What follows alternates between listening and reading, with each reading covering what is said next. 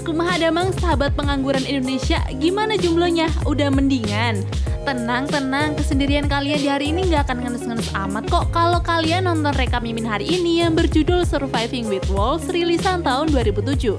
Bercerita tentang gadis Yahudi yang melakukan perjalanan bersama kawanan serigala demi mencari kedua orang tuanya. Oke deh, gak usah kelamaan, langsung aja kita masuk ke alur ceritanya, let's go!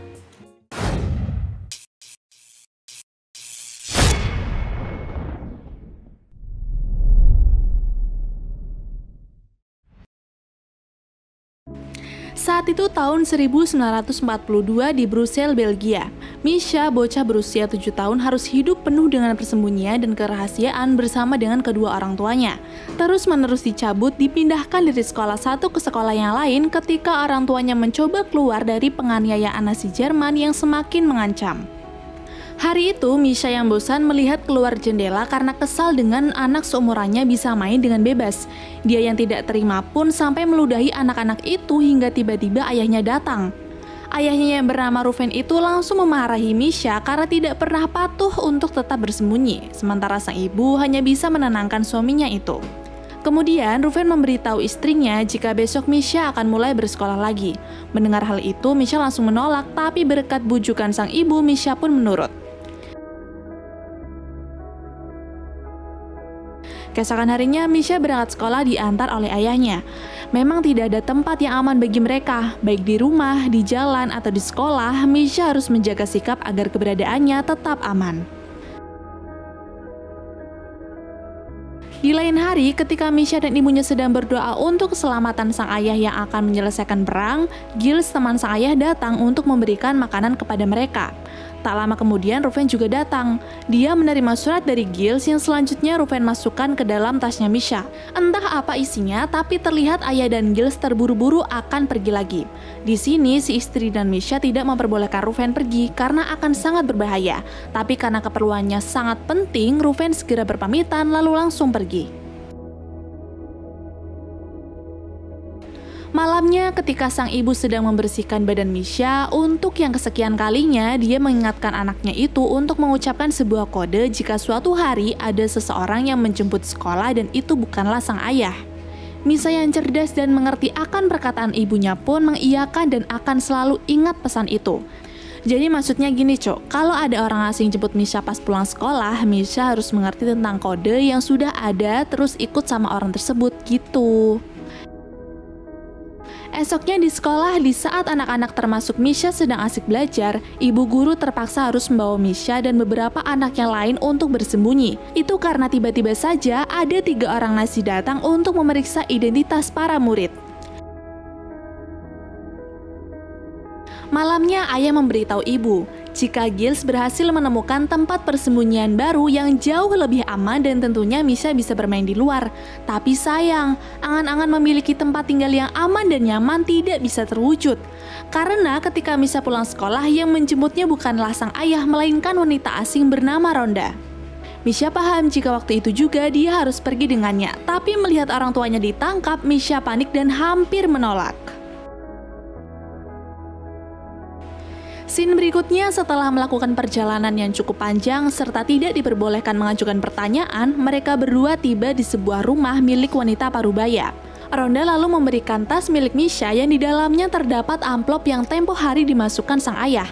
Ternyata amplop itu berisi uang dan Misha digunakan sebagai subjek eksploitasi, Cok. Jadi selama ini orang tua Misha mempersiapkan dana yang akan digunakan untuk membayar orang yang bersedia merawat Misha, Cok. Parah banget ya. Setelah itu, Misha diantar ke kamarnya dan disuruh melepaskan kalung pemberian sang ibu. Alasannya sih biar Misha nggak ketangkep, padahal mah emang mata duitan, bagong. Baru saja sehari berada di tengah keluarga itu, Misha sudah tidak tahan, bahkan dia menangis semalaman. Untungnya, ART di rumah itu segera datang dan mampu menenangkan Misha. Keesokan harinya, Ibu Tiri menyuruh pembantunya itu untuk mendandani Misha secantik mungkin. Karena hari itu dia akan difoto guna membuat identitas baru dengan nama barunya Monique.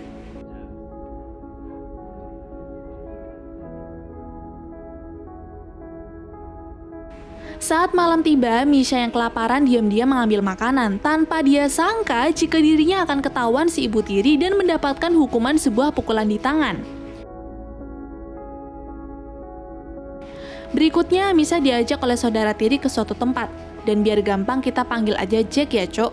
So, mereka datang ke tempat seorang peternak bernama Ernest karena akan melakukan restocking bahan makanan. Dan untuk seterusnya, Misha yang akan melakukan hal tersebut. Esoknya, Misha pergi ke rumah Ernest untuk melakukan restocking. Di tempat itu, Misha sangat senang karena Ernest orangnya baik dan mau mengenalkannya dengan beberapa hal, termasuk berkenalan dengan dua anjingnya yang bernama Papaita dan Mama Rita. Istri Ernest sendiri bernama Martha. Ia mengalami depresi akibat meninggalnya putra mereka yang bernama Yusuf. Setiap ada anak datang ke rumahnya, Martha selalu menyebutnya Yusuf. Hal itu juga berlaku untuk Misha. Hari itu juga, Martha membuatkan celana baru untuk Misha karena ia kira Misha adalah Yusuf. Untungnya, Misha tidak mempermasalahkan keadaan mental Martha dan tetap bersenang-senang. Tidak lama kemudian terjadi perselisihan antara Ernest dan Jack. Bahkan Jack juga mengatai Martha adalah orang yang bodoh karena selalu menganggap orang lain itu adalah Yusuf.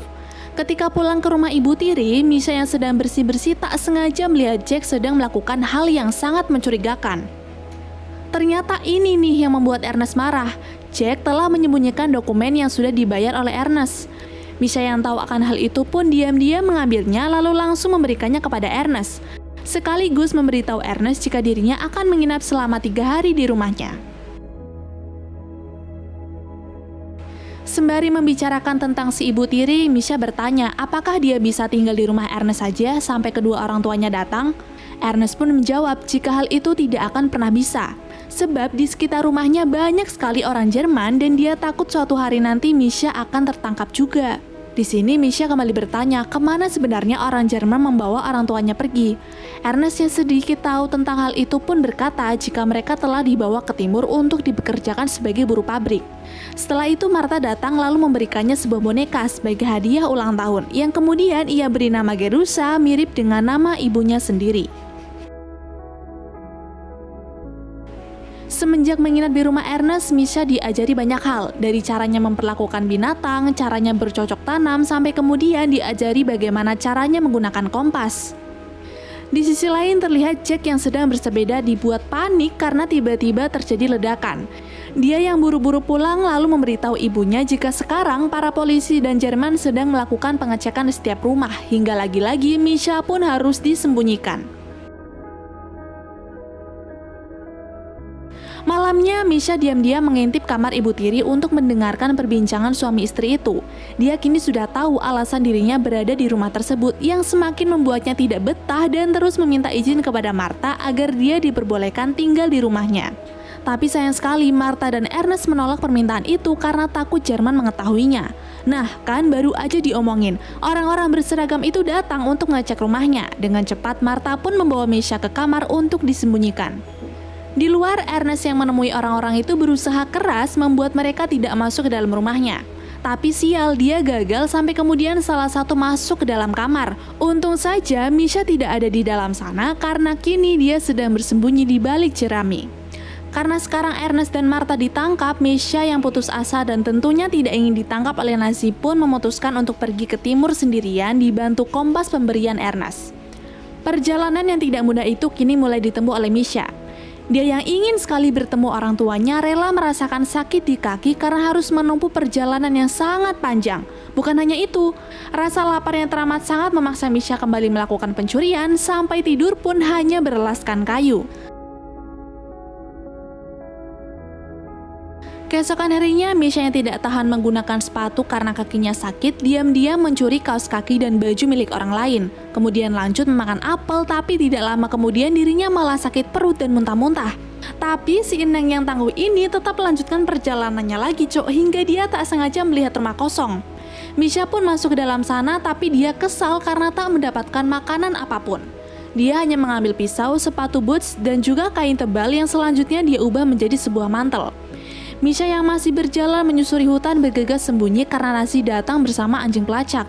Awalnya orang-orang itu sedang menganiaya seorang wanita, tapi tiba-tiba salah satu anjing mereka mengetahui keberadaan Misha dan mengejarnya. Untung berkat pelajaran dari Ernest tentang bagaimana caranya memperlakukan hewan, anjing buas itu seketika luluh kepada Misha. Dia bahkan melindungi Misha dari tuannya sendiri hingga mendapatkan kesempatan untuk kabur dari sana.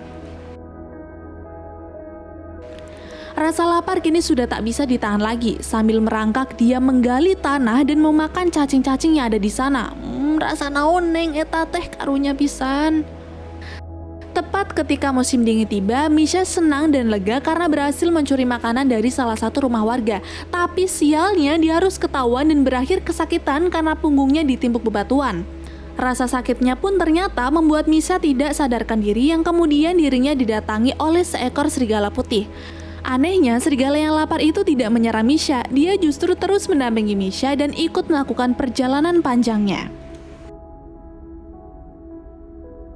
Seiring waktu, hubungan Misha dengan serigala semakin erat. Misha juga tak canggung untuk bermain dan berperilaku seperti serigala. Dan jika suatu hari nanti dia berhasil bertemu dengan orang tuanya dan juga Ernest, Misha tidak akan lupa untuk mengenalkan si serigala kepada mereka. Kehadiran hewan itu ternyata mengingatkan Misha kepada dua anjing di rumah Ernest. Dan agar rasa rindunya terobati, dia pun memberi nama serigala putih itu Mama Rita. Keesokan harinya, Misha berhasil mendapatkan umbi-umbian untuk santapan mereka hari itu. Tapi di sini Mama Rita enggan untuk memakannya. Dia lalu pergi dan kembali lagi dengan membawa kelinci sebagai gantinya. Misha yang melihatnya pun senang karena akhirnya dia bisa makan dengan enak. Iya, enak buat lo aing mah geuleuh, Misha. Selesai makan, datang serigala lain yang mengajak Mama Rita pergi. Misha pun kini sendirian lagi dan sialnya dia harus berhadapan dengan seekor babi hutan yang hampir saja menyerangnya. Beruntung Mama Rita dan serigala lain datang dengan menerkam babi tersebut sekaligus untuk mereka jadikan makanan. Perjalanan Misha terlihat semakin berat sampai tidak terasa jika dia sudah sampai di Polandia tepat di tahun 1943. Buset, nggak setahun wae maneh berjalan teh Misha. Misha yang berhasil keluar dari hutan lalu masuk ke sebuah stasiun untuk diam-diam mengambil makanan dan minuman yang ada di sana. Tapi karena tak ingin membuat ibunya menunggu lama, Misha kembali melanjutkan perjalanan dengan keadaan dirinya yang sudah tidak karuan. Bahkan kini dia masuk ke kandang sapi untuk mengenyot susu, kemudian lanjut tidur sambil berselimutkan jerami. Sepanjang perjalanan yang ditempuh, Misha tak lupa memberikan tanda di pohon, sampai kemudian dia tak sengaja melihat segerombolan anak di hutan lalu bergabung dengan mereka dengan bersembunyi di dalam lubang. Anak-anak yang kelaparan itu lalu keesokan harinya menemukan roti. Roti dari mana coba? Misha yang sadar jika roti itu hanyalah jebakan menyuruh teman-teman pergi, tapi sayangnya mereka tidak mau sehingga dia pun pergi sendirian. Dan benar dugaan Misha, tidak lama kemudian orang-orang itu membawa mereka pergi. Beberapa waktu berlalu, ketika Misha sedang bersembunyi di gua, dia melihat sekumpulan anak serigala yang ternyata mereka adalah anaknya Mama Rita. Yalah, ternyata alasan ninggalin teh arik bercocok tanam maneh. Merasa jika makanan yang dibawa Mama Rita tidak cukup, Misha pun mengajak serigala lain bernama Moonlight untuk mencuri domba milik warga. Walaupun agak kesulitan, tapi mereka berhasil menyantapnya bersama-sama. Tapi baru saja tenang dan bisa bersenang-senang lagi, tiba-tiba saja datang pemburu yang mengincar para serigala, sehingga Mama Rita dan serigala lain pun menjadi korbannya. Misha yang tidak terima dengan hal itu lalu mengendap-endap untuk memberikan pemburu itu pelajaran. Dia memukul si pemburu dengan kayu sampai pingsan, kemudian membuang senapannya ke dalam sumur. Setelah itu Misha berusaha membawa Mama Rita pergi untuk dikubur. Di sini, Misha sangat terpukul dengan kepergian temannya. Dia terus menangis sampai kemudian pergi sendirian untuk melanjutkan perjalanannya lagi.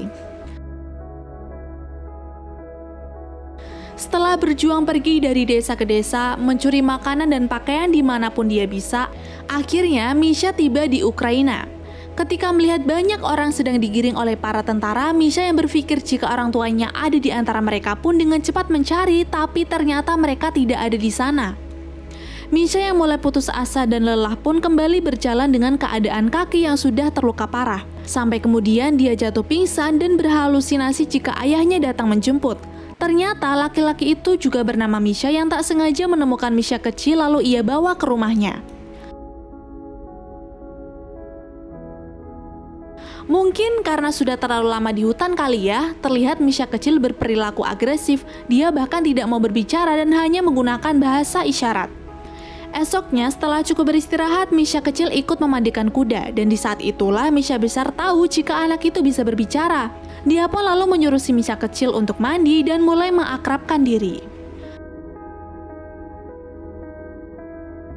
Misha dan orang-orang itu kini sedang menonton sebuah tayangan perang yang menyatakan jika Jerman telah kalah dengan Brussels, yang tak lain adalah tempat Misha berasal. Melihat itu, Misha kecil langsung berteriak dan memberitahu jika Brussels adalah tempat tinggalnya.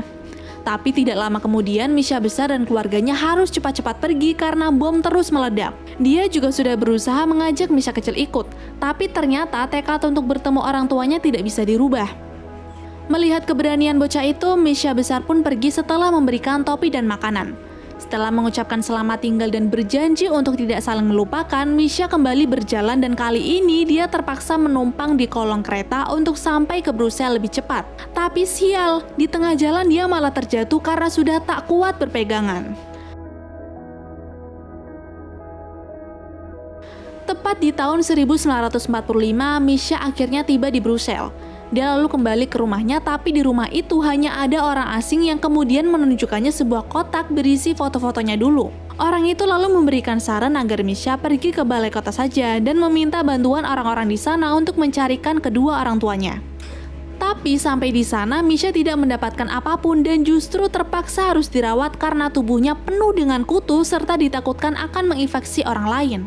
Malamnya ketika pasien lain sedang beristirahat, Misha yang kelaparan diam-diam pergi untuk memakan sesuatu, tapi setelah itu dirinya malah jatuh pingsan dan semakin tak berdaya. Misha kini terus berhalusinasi dengan memanggil Mama Rita dan Papa Rita, sampai suatu waktu Ernest datang untuk menjemputnya. Laki-laki tua itu ternyata tahu jika selama ini Misha telah melakukan perjalanan yang sangat panjang. Ernest juga membawa anjing-anjingnya itu ke hadapan Misha karena mengetahui jika anak itu merindukannya. Sambil mengungkapkan rasa prihatin, Ernest berkata jika dia bangga kepada Misha. Dia lalu mengajak Misha pulang dan berjanji akan ikut mencari orang tuanya. Tapi takdir berkata lain karena ternyata selama ini kedua orang tua Misha telah tewas dibunuh oleh Nazi. Dan film pun berakhir. Mengenaskan, melelahkan, menjengkelkan, mengharukan, apalagi nih Cok. Dan kadang-kadang kalau dipikir ngeselin juga sih, apa yang udah kita perjuangin hasilnya nggak seperti apa yang kita mau. Tapi ingat, selalu ada hikmah di balik cobaan yang kita hadapi, Cok. Oke, sekian dari Serasa dan tim, bye and see you.